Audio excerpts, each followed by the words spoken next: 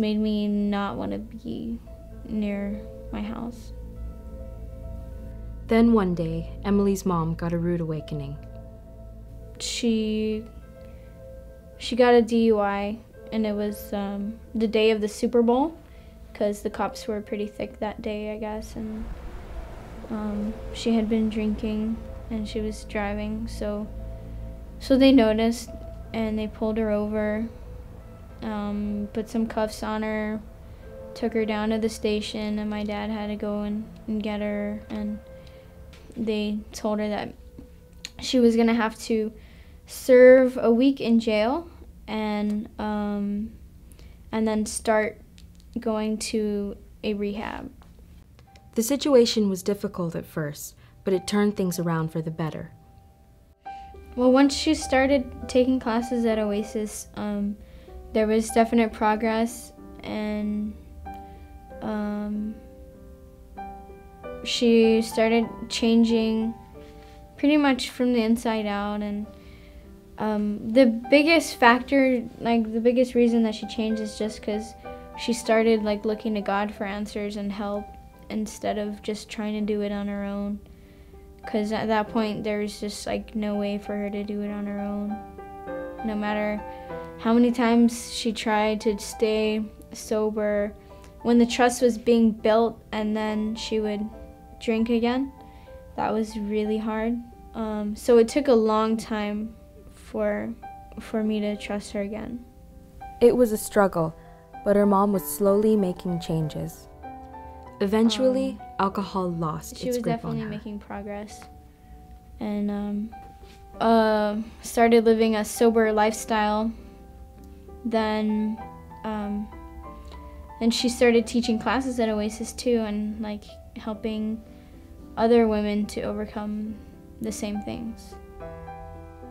Looking at Emily's family today, no one would guess that this was the same family that had problems with alcohol in the past.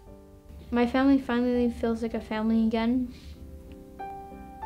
It's really nice to have my mom back. Like, we're good now. We can sit there and laugh about something, and I can tell her how my day was, and I can actually ask her advice now, and she'll even ask me for advice sometimes, and so it's really cool.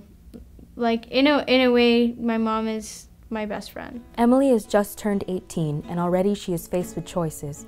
Knowing firsthand the deep pain that alcohol can cause, she has decided not to abuse alcohol, but there are other reasons she has made this choice. I don't need a drink to have a good time.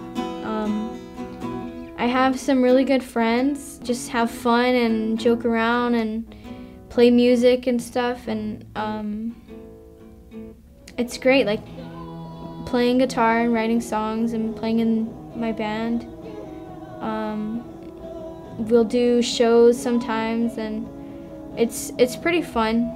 It's kind of like, I guess it's kind of exhilarating playing a show and not knowing if you're gonna mess up or do great. Bad things happen when people are drunk. Like, it can result in death just because you're not yourself really when you're drunk, and that's just not the path I want to take, and that's really just not the kind of person I want to be.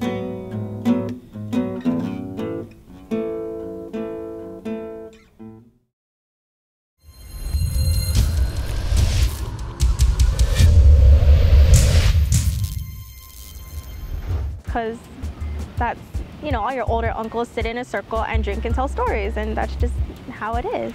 Because they want to fit in with other people. And they drink because they see the ads, of course, on TV and in movies, and then most especially within their families, I'm sure they see it a lot too. And well, because a lot of parents are heavy drinkers, so you're at that young age, and then you just kind of sneak yourself your own beer. They want to relieve their stress, they want to get their problems out, and they think it's the best way for them to do it. Honestly, I really do not encourage that.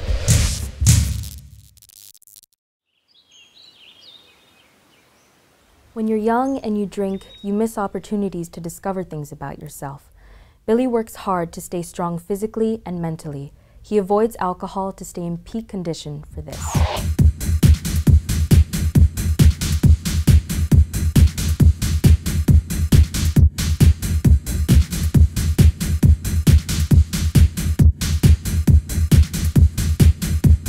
There are different ways to have fun other than drink or smoke or, you know, just give into those peer pressure stuff. Like me, you could just get into breakdancing or free running, but also you could also get into sports, skateboarding, just playing instruments too. You know, those would keep you away from drinking. Just distract yourself away from that. Billy says that activities like this are a positive alternative to alcohol. They are his natural high. I found it more accomplishing. I mean, I've felt healthier, basically. I felt more mentally stronger. Like I could control like what I'm thinking and just having good relationships with friends. He has witnessed friends getting drunk and has seen how badly alcohol affected them. Violence, yelling, cursing, accidents, and misjudgments follow after alcohol takes effect. I don't completely like just reject them. I accept them as my friend and stuff and just watch out for them because I know the effects of it. I've seen like people's behaviors just change. They usually alter, you know, like they just grow violent, they cuss out a lot, especially to like their loved ones. That's the person that they hurt the most.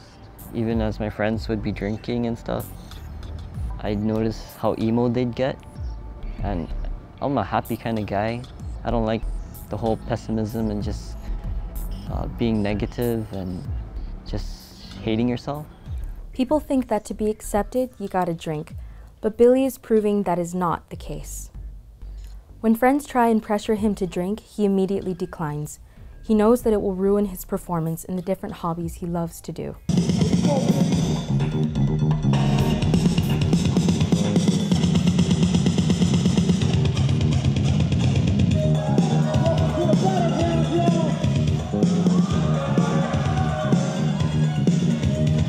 You could accept your friends for who they are, but like you could also tell them, like, you could be a good example to them just by showing that you can have fun without doing alcohol, you know? Peer pressure is really a powerful weapon. Like, especially like if you're gonna join gangs too, like in middle school, it's a very popular thing. But I figured that there's a lot of consequences to that. I know sometimes it's hard to avoid friends who peer pressure you, but you've just gotta really say no. Billy knows that alcohol is never the best tool to make him feel better about himself. He is focusing on the future. He is going to college and pursuing a bachelor's degree in special education. Billy has another influence in his life that keeps him from abusing alcohol. But once I came to know the Lord, he kind of like taught me that there's satisfaction in just doing the right things. Teens just need the right role models to influence them to do the right things. Parents, you know, parents play a major role in like being their main role model. So if they see their parents drinking, of course kids are gonna drink.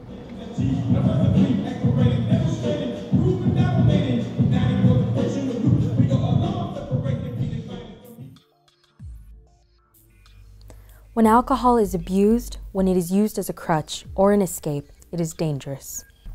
Like Daniel, Marjorie, Emily, and Billy, you're going to make up your own mind about alcohol. You've now heard their true stories. I hope you'll think about what they've had to say, and be honest. Ask yourself a couple of questions. Am I risking hurting someone I love? Am I risking hurting myself?